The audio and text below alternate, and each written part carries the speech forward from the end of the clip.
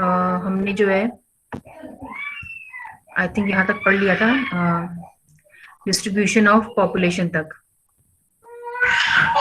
Then हमने पढ़ा था बहुत factors affecting distribution of population.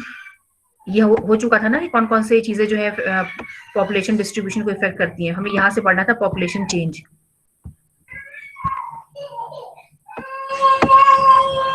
हमने ये पढ़ लिया था। पॉपुलेशन चेंज हो चुका है। अच्छा हाँ, ये माइग्रेशन ये सब तो बता दिया था मैंने। ये था pattern of population change. Population composition कर रहे थे ना। ज्यादातर तो इसमें हमने तो मैं तुम लोग को मैसेज करते ग्रुप में, आप लोग बताते ही नहीं हो कि क्या है क्या नहीं। मालूम मैं भूल गई हूँ तो आप लोगों ने बताया भी नहीं, तो मुझे तो लगा ये पूरा चैप्टर हो चुका है। कोई बात नहीं, चलिए फिर आज जो है आपने जब इन्फॉर्म नहीं किया कौन सा चैप्टर है, तो फिर मैं आप लोगों से पूछ लेती हूँ उसके जो है एक टेस्ट फॉर्म में कि जो है आपको इसमें क्या समझ में आया है, या कोई ऐसा टॉपिक है जो आप दोबारा समझना चाहते हो तो आप बता सकते हैं।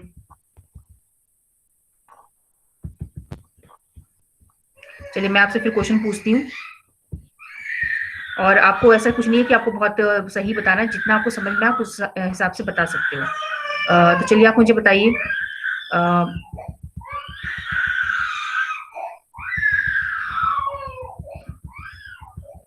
ह्यूमन रिसोर्स से आप क्या समझते हैं? What do you mean by human resource?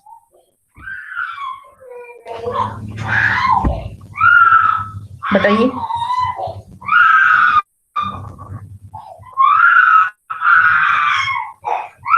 Human resource जो है, अब मुझे पता है सबको मेरी आवाज आ रही है और आपको माइक अपना जो है ऑन करके बताना है। बताइए शिवांग, आप बताइए ह्यूमन रिसोर्स क्या है? मानव जो है एक संसाधन किस प्रकार से है? मानव जो है वो ह्यूमन बीइंग जो है, why they are so important as compared to other resources?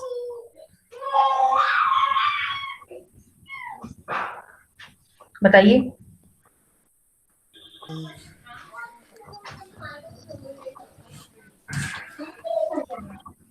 Hello,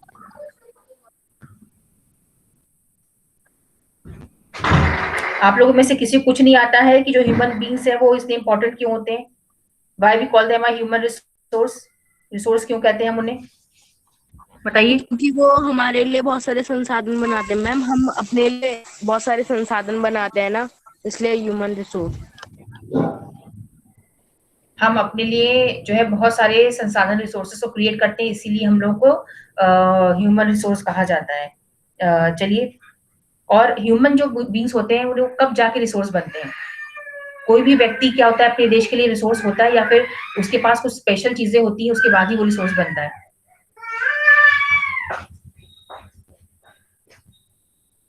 एक देश के लिए किस तरह के जो है नागरिक वो इंपॉर्टेंट होते हैं जो उसके डेवलपमेंट में कंट्रीब्यूट करते हैं? तो बता सकता है? देखिए आपकी स्क्रीन पर भी लिखा हुआ है। मैम कोई फ्रेश माइंड। कैसा माइंड? देखिए क्या लिखा हुआ है। हाँ बताओ। People are a nation's greatest resource. ठीक है, किसी भी देश के लिए जो उसके नागरिक होते हैं वो सबसे बड़ा रिसोर्स होते हैं। Nature's bounty become significant only when people find it useful. इस लाइन का क्या मतलब है कि कोई भी मनुष्य तभी रिसोर्स बनता है जब वो अपने आसपास की जो नेचुरल चीजें हैं उनको यूज कर पाता है। अगर हमारे पास सॉइल है लेकिन वो ह्यूमन बींग्स के लिए यूजफुल नहीं है, तो उस कंडीशन में वो सॉइल हमारे लिए रिसोर्स नहीं होगा। ठीक है, मान लो हमारे आसपास लैंड है बट अगर वो पहाड़ी क्षेत्र है हमारे लिए किसी काम का नहीं, तो हमारे लिए रिसोर्स नहीं होगा। तो जो ह्यूमन बींग्स के लिए रिसोर्स यूजफुल नहीं होता है, उसकी जरूरतों को पूरा नहीं करता है, वो उसके लिए रिसोर्स नहीं होता है। तो अल्टीमेटली जो जितनी भी नेचुरल थिंग्स होती हैं उनको रिसोर्स में कन्वर्ट कौन करता है? Human beings. That's why human beings are the greatest resource. And in this case I had given example of Japan and India. Like Japan is India is very rich in all kinds of natural resources. Still, we are behind Japan in terms of development. On the other hand, Japan is a very small nation. It is an island country, and it faces number of natural disasters like earthquakes, tsunami. But still, it is way ahead of India in development because of human resource. The people present in Japan, they are, they are very skilled technologically. technically they are very sound people, they are very trustworthy people, and they are very hardworking people. So because of all these qualities, people of Japan, they are a very good human resource for their country, because they are contributing significantly in the development of their nation. On the other hand, Indian people, if we compare, although we are not very बहुत बेकार नहीं हम लोग, but still most of the Indian people जो है literacy जो है it is not very good. Literate होने के बाद भी जो है लोगों के पास skill नहीं है, technical knowledge नहीं है. The people of India, they are no, most of the people, they are sick, so they are not able to actively contribute in the working. They are not earning anything. Poverty, unemployment, so people are unhealthy, uneducated, and they are not motivated to work for the country. Corruption है हमारे देश में, है ना. तो ये सारी जो चीजें हैं, मतलब हमारे देश में ह्यूमन रिसोर्स भी ज्यादा है, और हमारे यहाँ पे ह्यूमन बींग्स भी, पॉपुलेशन ज्यादा है, प्लस हमारे पे नेचुरल रिसोर्सेज भी अधिक है, but still we are not utilising our natural resources to the optimum level. हम उसे प्रॉपरली इस्तेमाल नहीं कर पा रहे हैं. इसीलिए हमारे पास रिसोर्सेज होने के बाद भी हम लोग जो है जापान से पीछे हैं. ठीक है. तो अगर किसी भी कंट्री को अपने ह्यूमन को रिसोर्स में कन्वर्ट करना है, तो फॉर दैट पर्पस वहां के लोगों में education, literacy, health, then employment opportunities, skill, technical knowledge, इन सबको जो है उनको जो है सिखाना बहुत जरूरी है. ठीक है. तो हेल्दी लोग रहेंगे, पढ़े लिखे होंगे, उनके पास टेक्निकल नॉलेज और स्किल रहेगी, तभी वो डेवलप हो पाएगा, वो वहाँ के लोग ह्यूमन रिसोर्स बन पाएंगे. नहीं तो अपने देश के लिए कभी भी एक्टिवली कंट्रीब्यूट नहीं कर पाएंगे. ठीक है. तो मेन जो है लोगों के ऊपर डिपेंड करता है कि उनकी कंट्री कैसे डेवलप कर रही है. अगर आपके पास दिमाग अच्छा है और आपके पास रिसोर्सेज कमी है, तब भी आप अच्छा कर लोगे, और अगर दिमाग अच्छा नहीं है और रिसोर्सेज बहुत सारे हैं, तब भी आप अच्छा नहीं कर पाओगे. तो ये है आपका human resource. Alright. Now, in India, which ministry has been developed for the all-round development of the Indian people? Can you tell me the name of the ministry? आपके डू यू नो में ही दिया हुआ है सामने screen पे. भारतीय सरकार ने लोगों जो हमारे लोग हैं, नागरिक हैं, उनके विकास के लिए, उनके ऑल राउंड डेवलपमेंट के लिए एक अलग से जो है मिनिस्ट्री का गठन किया. उस मिनिस्ट्री का क्या नाम है, बताइए.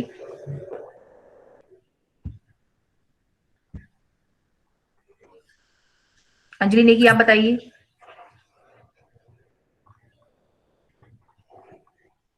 अंजलि नेगी बताइए.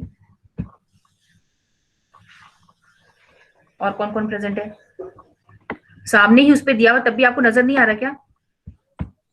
मैम, ये क्या दिया हुआ है? Ministry of human resources development. मतलब आप लोग को ऐसा पढ़ना भी नहीं आता है कि सामने ही चीज दी हुई है, तब भी आप लोग आंसर नहीं कर पा रहे हैं. एचआरडी मिनिस्ट्री का तो आपने नाम सुना होगा, आपका जो एजुकेशन है उसी से रिलेटेड है. तो ministry of human resource development जो है, इसका गठन किया गया था 1985 में for the development of Indian people, और उनके ऑलराउंड डेवलपमेंट करने के लिए, उनको skill and technological knowledge provide करने के लिए, ताकि वो भी बेहतर बन सके और एक्टिवली वर्क कर सके, उन्हें एम्प्लॉयमेंट मिल सके. इसीलिए मिनिस्ट्री का गठन किया गया है. और ये जो हमारा एजुकेशन है वो भी इसी मिनिस्ट्री के अंतर्गत आता है. नाउ अब आप मुझे नेक्स्ट बताएंगे क्वेश्चन. Distribution of population. पहले आप मुझे बताइए कि डेंसिटी ऑफ पॉपुलेशन क्या होता है. What is density of population? बताइए, व्हाट इज पॉपुलेशन डेंसिटी? जनसंख्या घनत्व क्या है?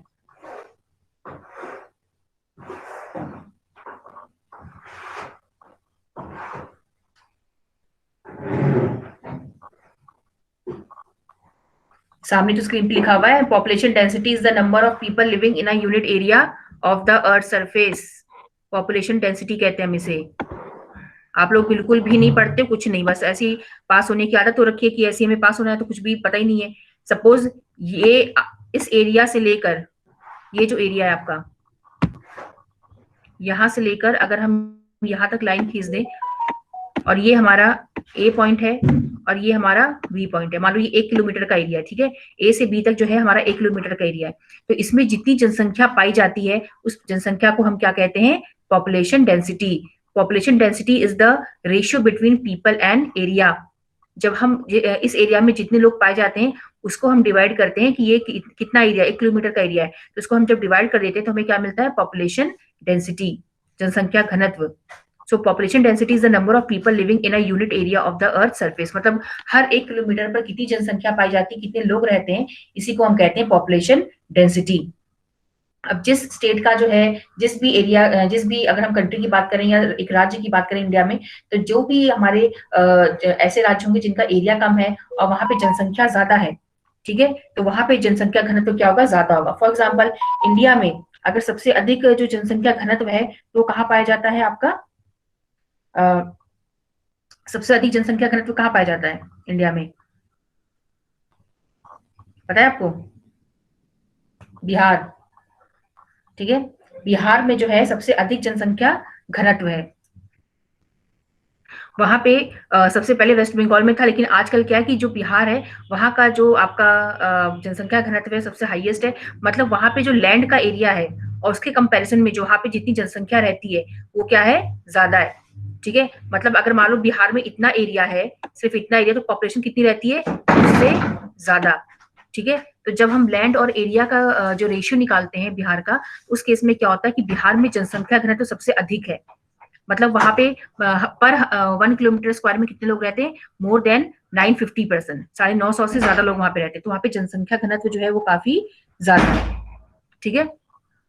तो इसी को हम कहते हैं, अब जैसे उत्तर प्रदेश है, उत्तर प्रदेश में इंडिया की सबसे अधिक जनसंख्या है, लेकिन जनसंख्या घनत्व वहां पे अधिक नहीं है, क्यों, घना समझते हो क्या होता है, जब एक लिमिटेड एरिया में बहुत सारी जनसंख्या पाई जाती है तब घना होगा, और एक मान लो किसी एरिया में पॉपुलेशन कम है तो वहां पे जनसंख्या घनत्व क्या होगा, कम होगा, ठीक है। अब मान लो मैं एक हाई एग्जांपल दूं, जैसे अगर आप इंडिया का एग्जांपल ले लीजिए और बांग्लादेश का एग्जांपल ले लीजिए, ठीक है, तो बांग्लादेश में जो है पॉपुलेशन डेंसिटी काफी ज्यादा है, इंडिया से भी ज्यादा है, क्यों, जबकि पॉपुलेशन इंडिया से काफी कम है वहां पे, लेकिन जब हम देखते हैं लैंड और पॉपुलेशन का रेशियो निकालते हैं तो जमीन के हिसाब से जितना लैंड एरिया है बांग्लादेश का, उसके हिसाब से वहां की जनसंख्या कई गुना है, इसलिए वहां पे बहुत कंजेस्टेड होते हैं, मतलब 1 किलोमीटर पे आप जाएंगे तो आपको 1000 से ज्यादा लोग मिलेंगे, बहुत कंजेशन है वहां पे।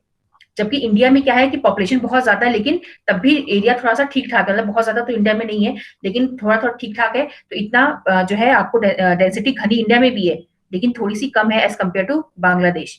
वही जैसे बिहार, और मैं आपको यूपी का एग्जाम्पल दे रही हूँ, बिहार में जनसंख्या जो है उसके लैंड के हिसाब से काफी ज्यादा है, ठीक है, जबकि यूपी में पॉपुलेशन इंडिया में सबसे अधिक है, बट पॉपुलेशन डेंसिटी में यूपी आगे नहीं है, क्यों, क्योंकि यूपी का अगर पॉपुलेशन ज्यादा है तो एरिया भी ज्यादा है, ठीक है। तो हम लैंड और पॉपुलेशन का आपका एक रेशियो देखते हैं। फॉर एग्जांपल अगर मैं सिंपल एग्जांपल दूं, तो अगर आपकी जैसे क्लास है, आपकी क्लास में मान लो कि सपोज 30 बच्चों की बैठने की कैपेसिटी है, और आप लोग अगर 30 बैठे हो या 25 बैठे हो, तो इसका मतलब कि आपके यहाँ की पॉपुलेशन डेंसिटी जो है वो क्या है, कम है। लेकिन अगर उसी 30 की क्लास में 50 लोग बैठ गए, इसका मतलब क्या हुआ कि पॉपुलेशन डेंसिटी ज्यादा है। क्यों ज्यादा है, क्योंकि वहां पे लिमिट सिर्फ 30 की है और 50 बच्चे बैठ रहे हैं, मतलब 20 एक्स्ट्रा बैठ रहे हैं, है ना। तो इसीलिए क्या होता है कि जो पॉपुलेशन डेंसिटी होती है, हम एरिया एंड पॉपुलेशन का रेशियो निकालते हैं। अब जैसे देखिए, south central Asia has the highest density of population followed by east and south east Asia.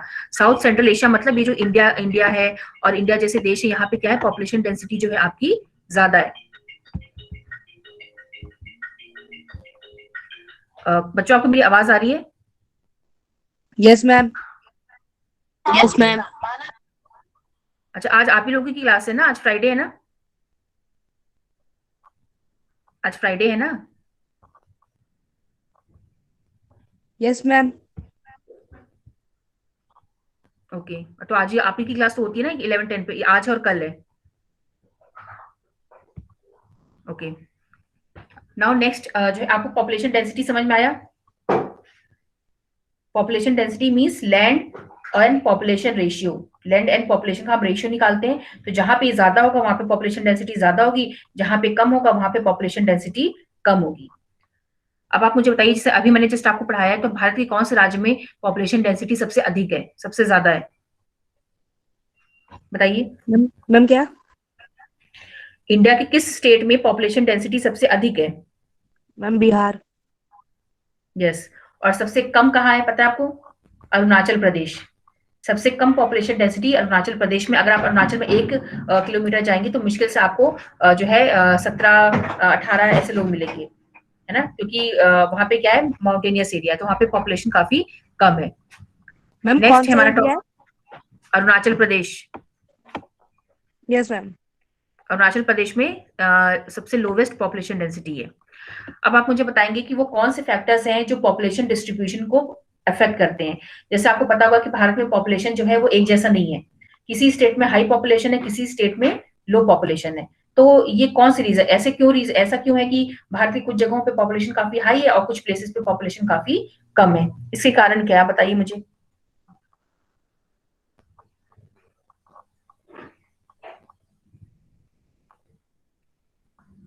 बताइए।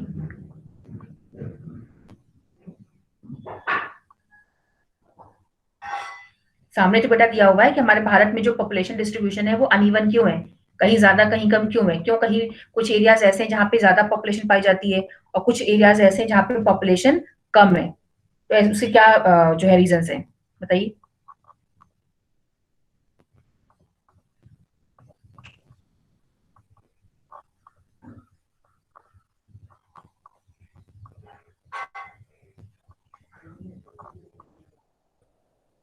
बताइए, स्क्रीन पे लिखा तो हुआ है।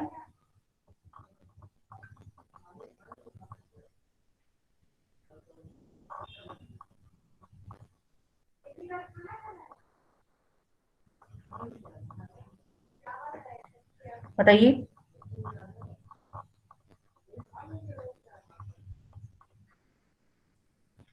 कोई बच्चा नहीं बता पा रहा है कि हमारे यहाँ पे पॉपुलेशन कहीं कम कहीं ज्यादा क्यों है? देखिए इसमें बेटा साफ साफ लिखा तो हुआ है, ज्योग्राफिकल फैक्टर्स लिखा हुआ है ना। 3 तरह के फैक्टर्स होते हैं ना, ज्योग्राफिकल, सोशल एंड कल्चरल। तो पहला फैक्टर आपका ज्योग्राफिकल, जिसमें आपका दिया हुआ है टोपोग्राफी। दूसरा है क्लाइमेट। थर्ड है सॉइल एंड फोर्थ है आपका सॉइल, वाटर। वाटर। ठीक है।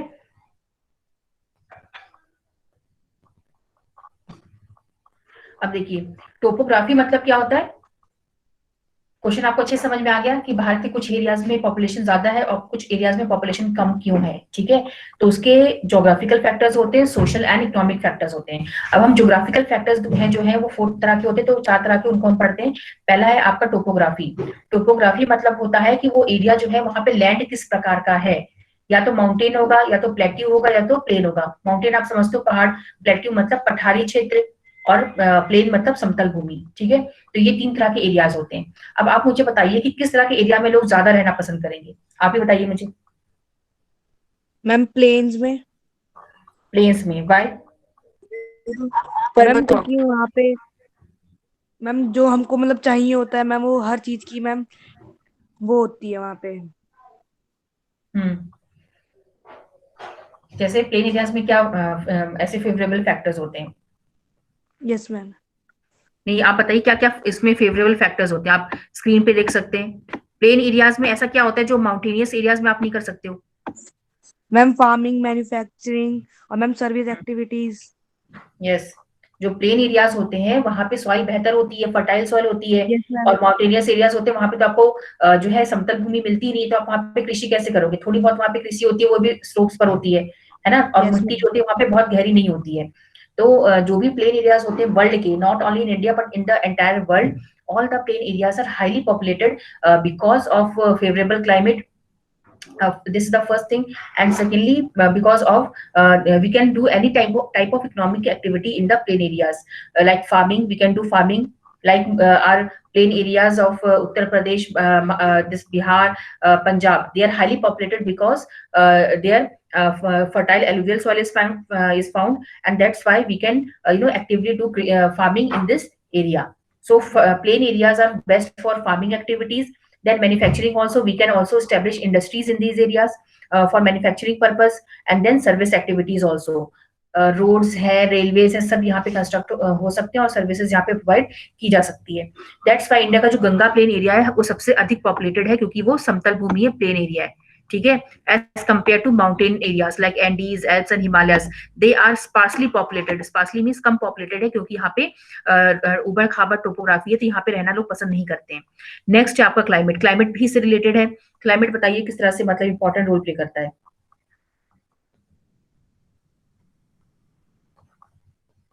बताइए।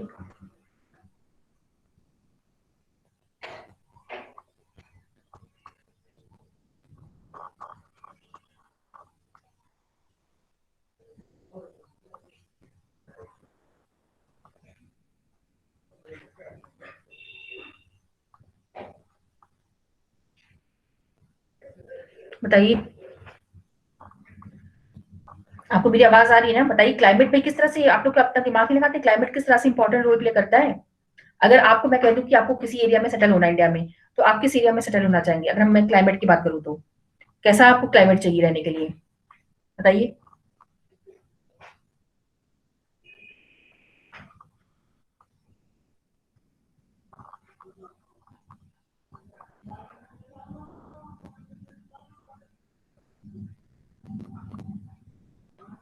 मैम जहाँ पर गर्मी ना हो। जहां पे गर्मी ना हो, ओके। और सर्दी हो? यस मैम, बहुत सारी सर्दी। मतलब अच्छा, आपको मतलब बहुत सारी सर्दी चाहिए। तब तो चलिए, फिर आप यस तो वहां रह सकते हैं। तो आप फिर पोलर एरियाज में रह सकते हैं, जहाँ पे नॉर्थ पोल है, जहाँ पे परमानेंट बर्फ रहती है, क्यों? यस वहां पे मैम। आपको, चलिए वेरी गुड भी आप ये पहली प्रेफरेंस में सुन रही हूँ कि आप बहुत ठंडे एरिया में पसंद करते हैं। और वैसे नॉर्मली जो है लोग कहाँ रहना पसंद करते हैं? People they prefer to live in those areas which are neither very hot nor very cold, alright. Climate like they are moderate climate, ठीक है। लोग जो है एक्सट्रीम क्लाइमेट को अवॉइड करते हैं, ना ज्यादा गर्मी में रहते हैं, ना ज्यादा ठंड पसंद करते हैं। लाइक आप गर्मी वाले कौन से एरियाज हो गए, जैसे डेजर्टिक एरियाज हो गए उसके आसपास। एंड ठंडे एरियाज कौन से हो गए, लाइक पोलर एरियाज। आप जहाँ पे देखेंगे कि जैसे नॉर्वे है, स्वीडन, उसके उस आसपास का एरिया जहाँ पे आप ट्राइब्स को देखते हो ना, वो मतलब जो हमारी ट्राइब्स होती हैं कुछ जो रशिया में रहती हैं, या फिर कैनेडियन ट्राइब्स होती हैं जो बहुत ठंडे एरिया में रहती हैं, तो इस तरह के एरियाज को लोग जो है वो अवॉइड कर देते हैं। तो हम लोग कहाँ रहना पसंद करते हैं, जैसे कि आपका ये सहारा डेजर्ट है, पोलर रीजन है, इनको लोग अवॉइड करते हैं। जो रशिया का कनाडा का ऊपर का एरिया है, लोग यहाँ पे रहना अवॉइड करते हैं, क्योंकि ये बिल्कुल ही north pole and south pole के पास है। अब जैसे मैं आपको कोई मैप होता तो मैं आपको दिखा रही हूँ अभी, एक मिनट। ये देखिए, अगर आप इसको देखेंगे तो ये जो एरियाज हैं, ये कनाडा का नॉर्थ एरिया, ये पूरा एरिया, देन ये पूरा ग्रीनलैंड, एंड देन पूरा ये एरिया, ये जो है आपका टुंड्रा एरिया है, जहाँ पे बहुत ज्यादा ठंड पड़ती है, तो यहाँ पे कोई नहीं रहेगा। देन उसके बाद आपके जो एरियाज हो गए, जैसे डेजर्ट एरियाज हो गए आपका, जैसे इंडिया का आपका ये थार डेजर्ट है, ये पूरा सहारा डेजर्ट है, या फिर आपका जो ये पूरा ठंडा एरिया है, ये कोल्ड डेजर्ट है। तो जो भी वर्ल्ड के डेजर्ट्स हैं, वहां पे लोग रहना पसंद नहीं करते हैं। सबसे अधिक आपका पॉपुलेटेड एरिया कौन सा होता है? जो आपका कोस्ट का होता है, तटीय क्षेत्र होते हैं, चाहे इंडिया का तटीय क्षेत्र हो, चाहे कहीं का भी हो, चाहे आपके वो एरियाज होते हैं जहाँ पे अधिक पॉपुलेशन, अधिक क्लाइमेट चेंज नहीं होता है, मतलब ना बहुत सर्दी होती है, ना बहुत वहां पे गर्मी होती है। तो ऐसे एरियाज जो होते हैं वो ज्यादा अधिक पॉपुलेटेड होते हैं। नाउ नेक्स्ट आता है हमारा सॉइल। अब सॉइल किस प्रकार की चाहिए होती है? कहीं सॉइल किस तरह की होनी चाहिए? Fertile soil. यस, मैम मतलब सॉइल जो है वो फर्टाइल सॉइल फर्टाइल मैम, होनी जहाँ पे चाहिए। हम मतलब खेती कर सके, एग्रीकल्चर वगैरह। यस, जहाँ पे हम खेती कर जो है एग्रीकल्चर कर सके, specially in country like India which is dependent, where majority of the people are dependent on agriculture for the survival, right. That's why Ganga area of India is highly populated, Brahmaputra area also, because people practice agriculture in this region. Similarly, in other countries like China also, river valleys like Huanghe, Changjiang, then Nile in Egypt, they are densely populated. जो नदियों के आसपास का area होता है, they are highly populated because जो है river हर साल फर्टाइल सॉइल वहां पे डिपॉजिट करती है, तो एलुवियल सॉइल वहां पे मिलता है नदियों के पास, जो कि सबसे अधिक उपजाऊ होता है। देन इसी के साथ है आपका वाटर। वाटर तो आपको पता ही है कि जहां भी वाटर अवेलेबल होता है, लोग वहीं पे रहना पसंद करते हैं, क्योंकि यस मैम। हाँ, जैसे कि वाटर तो आप हमारे हर काम के लिए आता है। आप बता सकते हैं, जैसे बताइए वाटर किस लिए यूज होता है, कोई बता सकता है? मैम पीने के लिए यूज होता है। और मैम नहाने के लिए। मैम ये घरेलू यूटेंसिल्स काम, धोने के डोमेस्टिक। लिए। एक मिनट, ये अब आपको बिल्कुल बच्चों जैसे आंसर नहीं लिखने हैं, क्योंकि ये आपका डोमेस्टिक वर्क हो गया है ना, ये आपका डोमेस्टिक में आ गया सब कुछ। अब और दूसरी चीजों में किसके लिए काम आता है? इंडस्ट्रीज में, एग्रीकल्चर में, है ना। इसीलिए जो हमारी बेसिक वाटर की रिक्वायरमेंट होती है, उसके लिए हम लोगों ने सबसे पहले कहाँ रहना शुरू किया था? जहां भी आपकी रिवर वैलीज थी, जहां भी नदियां थी, लोग उसी के पास आसपास रहते थे, ताकि उनकी वाटर की डिमांड पूरी हो जाए। और नेक्स्ट है आपका मिनरल्स। मिनरल्स बताइए, खनिज। खनिज किस तरह से मतलब काफी इंपॉर्टेंट रोल प्ले करते हैं। जहां पे खनिज पाया जाता है, वहां पे भी आपको अधिक जनसंख्या मिलेगी। इसका रीजन क्या है, बताइए। खनिज मतलब उसका क्या रोल होता है?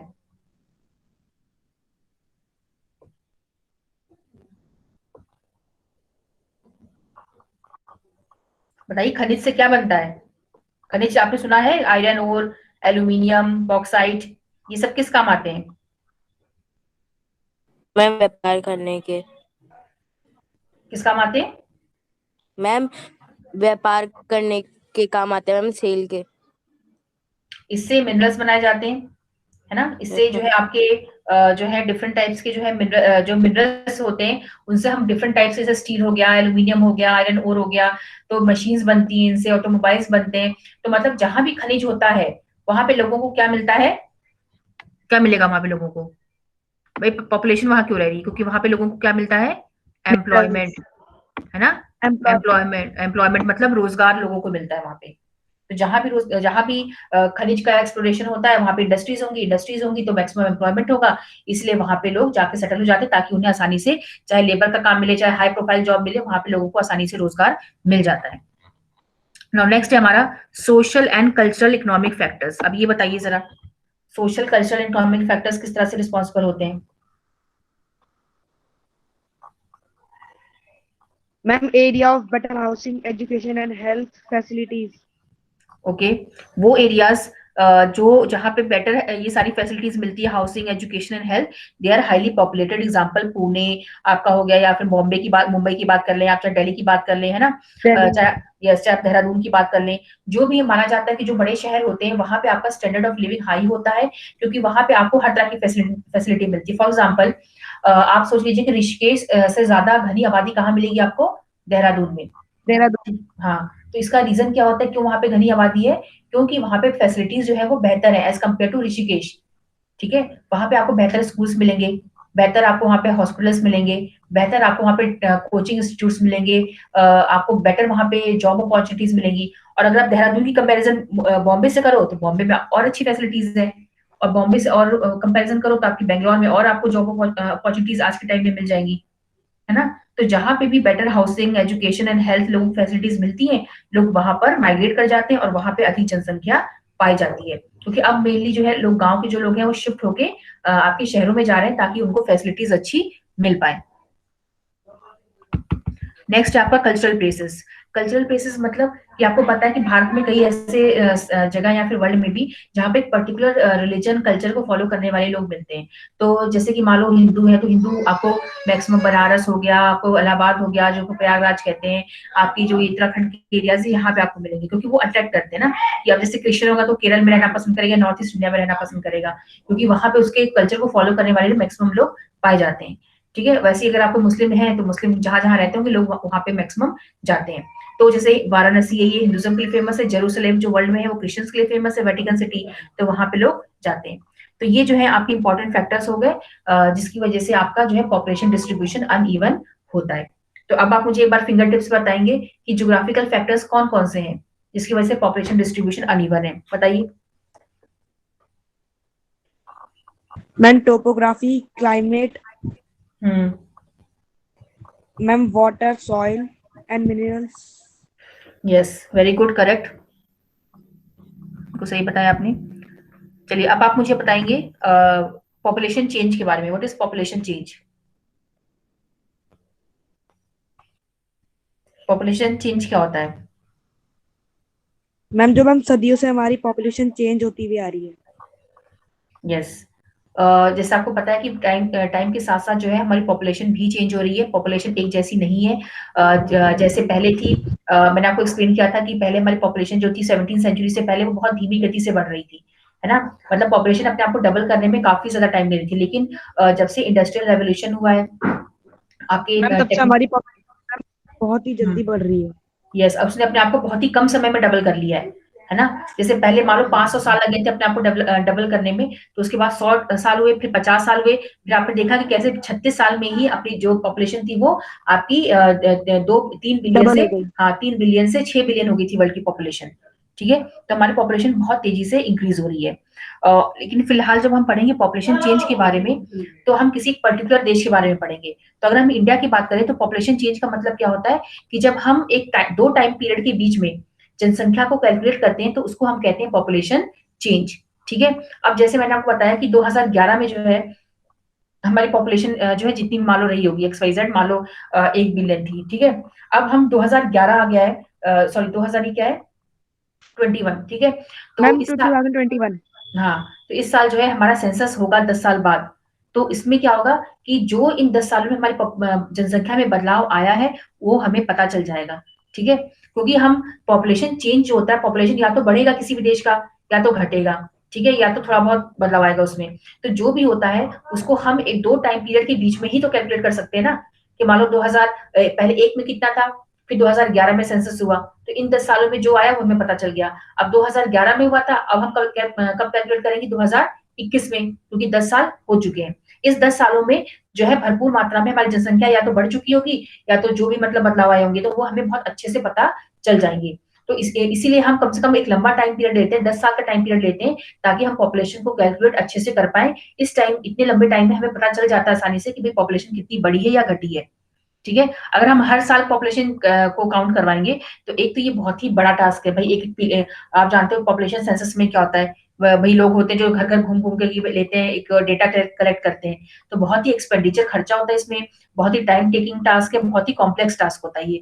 तो और हमें बेहतर तरीके से हर एक साल में अगले साल में हम कैलकुलेट करने लग गए तब तो हमारा कैलकुलेशन सही से पता ही नहीं चलेगा, ठीक है। इसलिए हम कम से कम एक डिकेड लेते हैं, एक 10 साल का टाइम अंतराल लेते हैं, और फिर हम 10 साल के गैप में जो है काउंट करते हैं कि इतनी साल में हमारी जनसंख्या कितनी बढ़ रही है, हमारा लिटरेसी रेट कितना बढ़ा है, हमारा सेक्स रेशियो में क्या बदलाव आया है, हमारा जो ऑक्यूपेशनल स्ट्रक्चर है उसमें क्या बदलाव आया है। तो एक लंबा टाइम पीरियड लेते हैं, ठीक है। सो पॉपुलेशन चेंज या पॉपुलेशन बदलाव सिंपली मतलब क्या होता है, it refers to the change in the number of people during a specific time. मतलब भारत में 2011 से 2021 के बीच में कितना पॉपुलेशन में बदलाव आया है, इसी को हम कहते हैं पॉपुलेशन चेंज, ठीक है। अब वो बदलाव पॉजिटिव भी हो सकता है, नेगेटिव भी हो सकता है, कुछ भी हो सकता है। वैसे हमारे इंडिया के लेवल में तो वो हमेशा पॉजिटिव में होता है, हमारी जनसंख्या हमारी हमेशा इंक्रीज होती रहती है।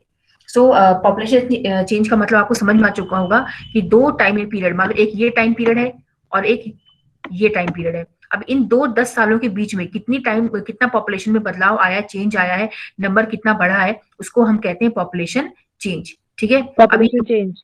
हाँ, अब ये दो तरह का होता है, एक होता है नेचुरल और एक होता है हमारा ये क्या बोलते हैं उसको, इंटरनेशनल। नहीं नहीं, एक नेचुरल होता है, एक एक्चुअल होता है ना। एक होता है नेचुरल, एक होता है एक्चुअल। नेचुरल मतलब हम कब निकालते हैं, हमने क्या किया, सीधा बर्थ में से डेथ को माइनस कर दिया, ठीक है, तब हमारा नेचुरल जो है पॉपुलेशन चेंज निकल आएगा। मतलब कि नेचुरली जो है भाई प्राकृतिक रूप से हम कैसे कैलकुलेट कर सकते हैं कि जितने लोग पैदा हुए 10 सालों में उसमें से माइनस कर दिया हम जितने लोग मरे हैं, ठीक है। तो हमें 10 साल में कितना हमारा पॉपुलेशन बढ़ा है वो हमें पता चल जाएगा।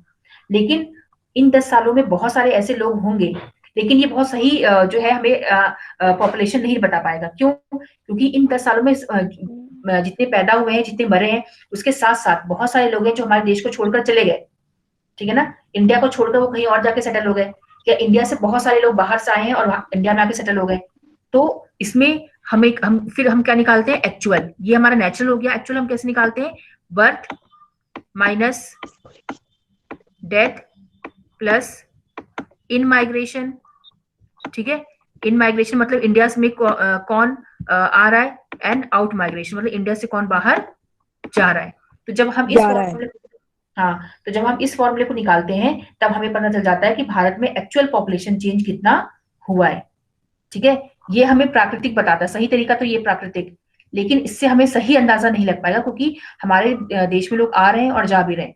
तो अगर हमें सही पॉपुलेशन का पता करना है तो उसके लिए हम एक्चुअल निकालते हैं, जिसमें हम बर्थ रेट और डेथ रेट को माइनस करते हैं, जो इसका आता है प्लस कर देते हैं उसको इन माइग्रेशन माइनस आउट माइग्रेशन से, और फिर दोनों को प्लस करते हैं तो हमें सही जो एक एस्टिमेट होता है पॉपुलेशन कितना है वो हमें पता चल जाता है, ठीक है।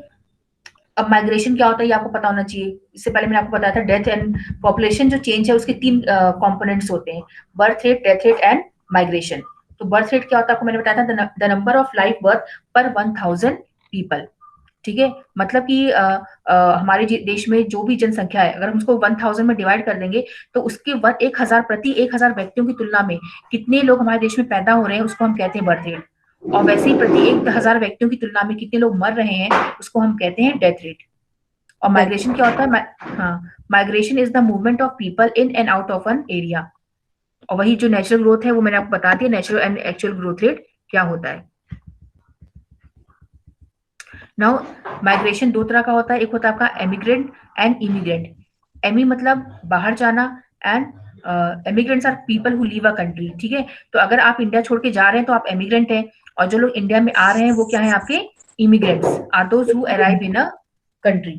ठीक है, तो आप मुझे एक्सप्लेन करिए एमिग्रेंट्स कौन है, इमिग्रेंट्स कौन है, एग्जाम्पल देते हुए।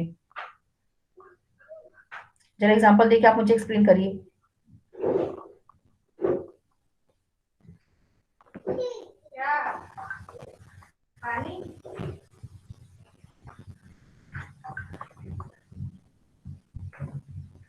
Ma'am, immigrants are who people who leave a country, and ma'am, in immigrant are who people who join a country.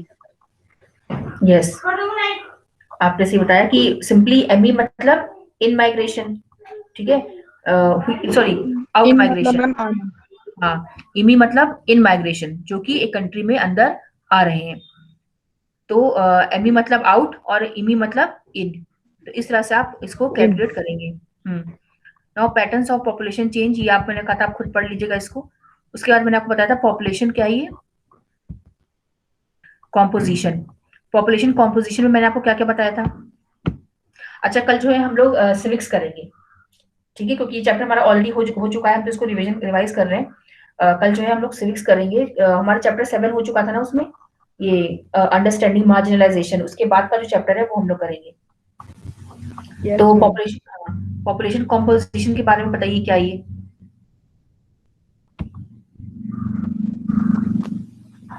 मैंने आपको उस समय बताया था कि पॉपुलेशन कॉम्पोजिशन से आप क्या समझ सकते हैं।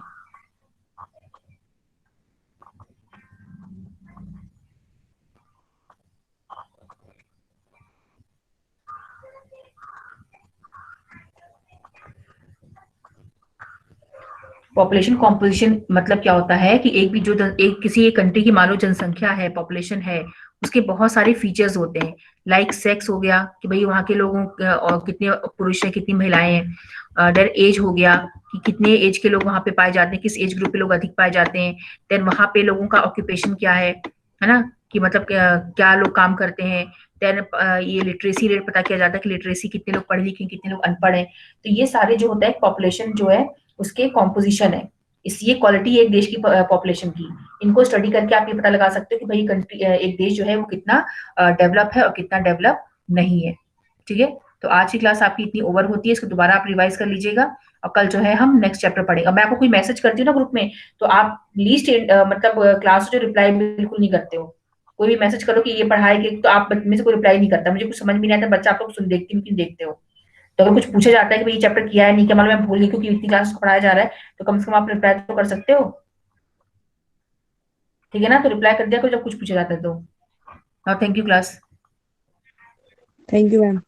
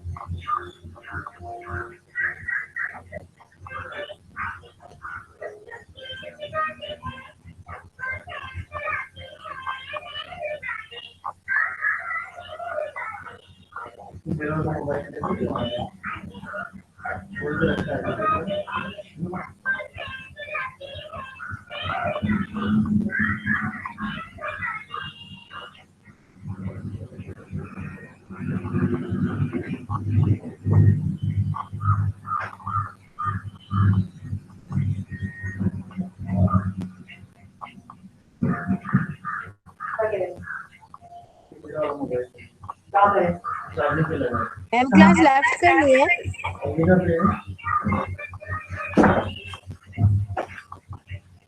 यहाँ तो मेरा फोन है, मेरा लैपटॉप चार्ज हो रहा है।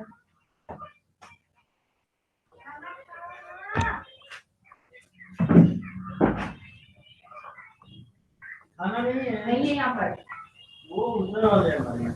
उधर नहीं है ना तुम्हारा फोन। एक बार रिंग मार दो।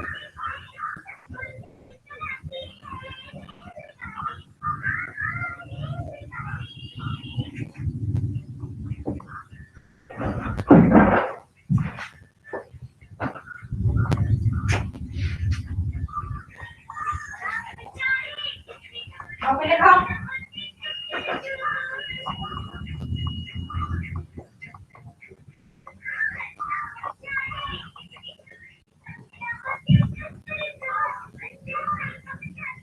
पहले खा लो।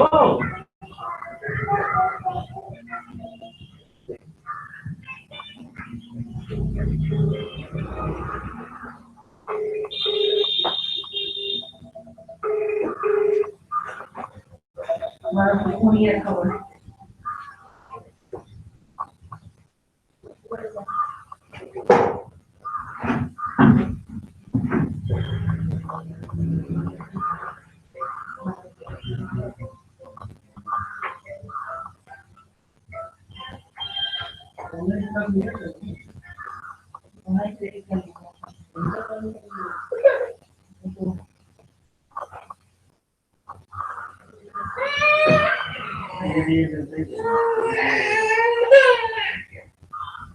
खा लो पहले खाना नहीं खा खाने, मोबाइल चला खाना खा लो। भूख नहीं लगी है।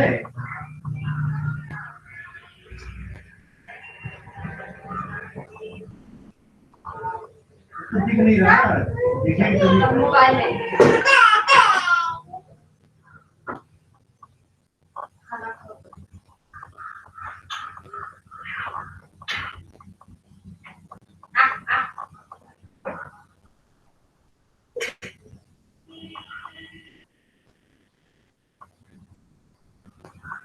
पहले खा लो लो।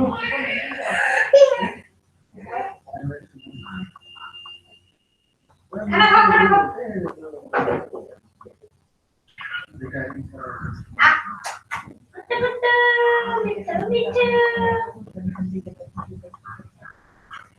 टाइम में नहीं होता है, टाइम में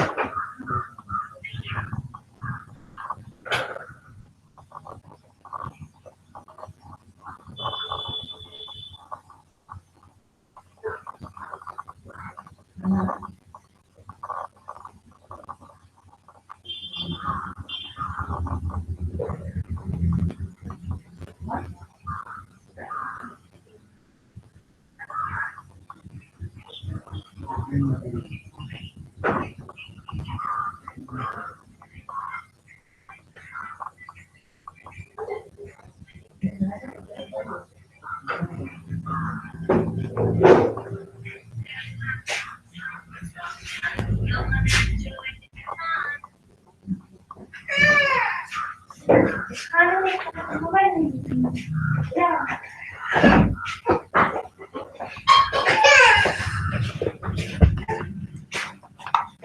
खाना नहीं, मोबाइल में।